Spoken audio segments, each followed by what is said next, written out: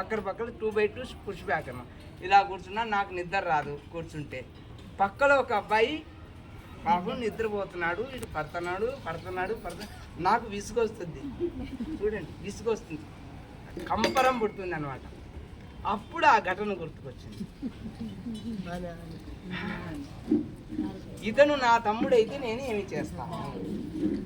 ఇదే ప్రశ్న జీవితంలో, ఇదే చేసుకోవాలి, ఇంకేం లేదు. ఇతను నా తమ్ముడైతే నేనేం చేస్తానంటే పండుకో అంటాను, అంతేనా లేదా? నా మిత్రుడు కావచ్చు, నా వ్యక్తి ఏదైనా కావచ్చు, నా అనుకుంటే విసుగు లేదు, ఏం లేదు. అప్పుడు నేను మనసు చెప్పాను, రే నువ్వు 10 మందికి పాఠాలు చెప్పేది కాదు, ముందు ఇక్కడ నేర్చుకో. ఈరోజు రాత్రి నీ పాఠాలు ఎంతవరకు నువ్వు తిన్నావో మనసుకు చెప్పుకున్నా. విసుగు అనే విసుగా నువ్వు కాదు, ముందు దీంట్లో పాఠం నేర్చుకో అని నేను ఆ రోజు రాత్రి అంతా ఆ వ్యక్తి నా తమ్ముడు నిజమమ్మా జీవితంలో అనుకుంటే మనస్సు పరమానందం వేసింది. అది జీవనం కావాలి.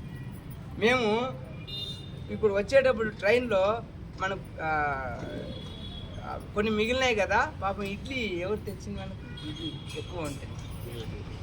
నీలకంఠ మనకు వచ్చేటప్పుడు ఇడ్లీ దోశలు తీసుకొచ్చారు, కొన్ని ఎక్కువ తెచ్చారు. ఎదురుగా ఒక ముస్లిం అబ్బాయి ఉన్నాడు. ముస్లిం అబ్బాయి ఉంటే మాకు వాళ్ళ పిల్లలు వాళ్ళు ఉన్నారని మేము మిగతా అన్ని వాళ్ళకి ఇచ్చామన్నారు. అతను అన్నాడు, స్వామి మీరు డబ్బులు తీసుకుంటే మేము తీసుకుంటాము అన్నాడు. నేను అన్నాను, సరే తీసుకుంటా, ముందు తినండి అన్నాను. తిన్న తర్వాత నేను అన్నాను, చూడయ్యా డబ్బులు ఏముంది, నువ్వు సంపాదిస్తావు, మేము సంపాదిస్తాము, కానీ నువ్వు సంతోషపెట్టాలన్నావు కదా. ఇప్పుడు నువ్వు నేను వేరు కాదు మా భావనలో.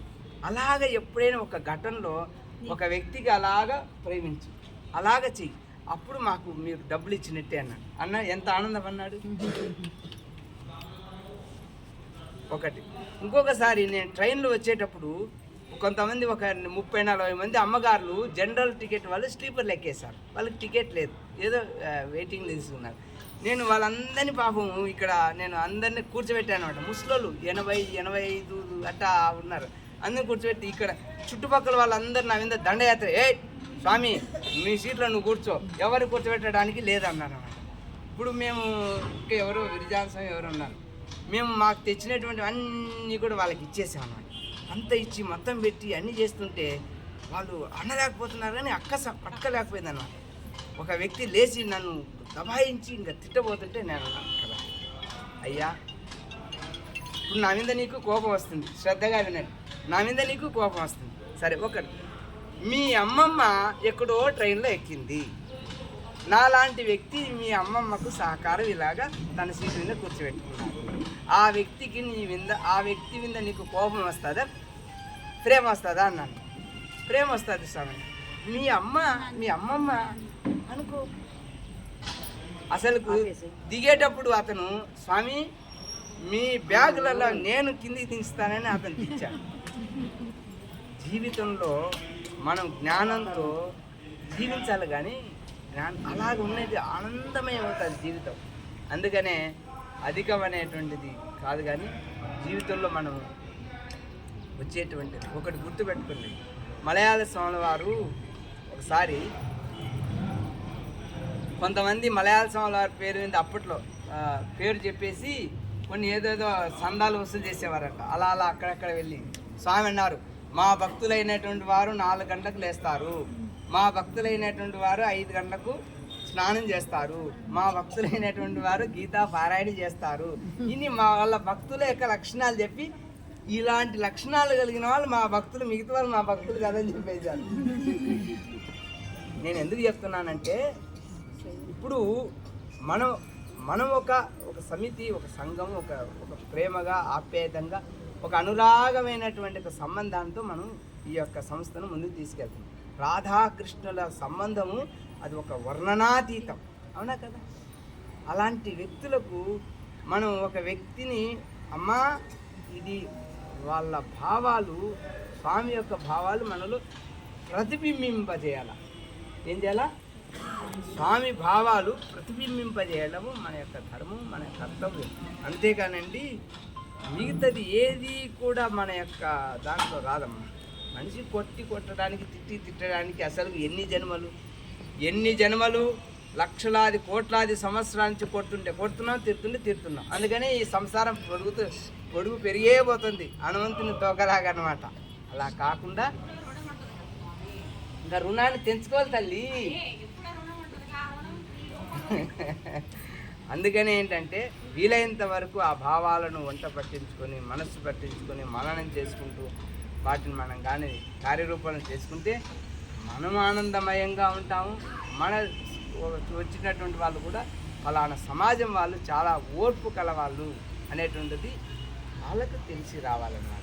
అందుకనే ఆ భావాలతో మనమందరం ముందుకు వెళ్ళాలని, అలాగనే రాధాకృష్ణులు మనకు ఆశీర్వదించాలని, ఇక్కడే మహాకాలుడు మహాకాళి అరసిద్ధి మాత మన అందరి కోరికలు తీర్చాలని, మన యొక్క ఈ యొక్క యాత్ర ఏ లక్ష్యంతో అయితే ఎన్నో విఘ్నాలు కలిగినప్పటికీ కూడా మనం శాస్త్రం అనమాట, ఒక వ్యక్తి విఘ్నాలకు భయపడి కార్యాన్ని ప్రారంభించడంట. ప్రారభ్యతే నకలు విఘ్న భయేన నీచై.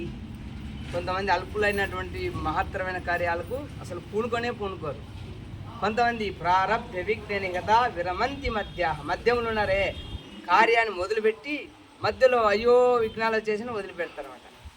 విఘ్నైర్ముహుర్ముహు ప్రతిహన్యమాన ప్రారబ్ధముత్తమ గుణ నా పరిత్యజంతి. ఉత్తములు అనేటువంటి వాళ్ళు ఎన్ని కష్టాలైనా సరే దీని అంతు తెలుసుకుందాము, ఎట్టైనా సరే అవంతికాపురానికి వెళ్ళవలసిందే.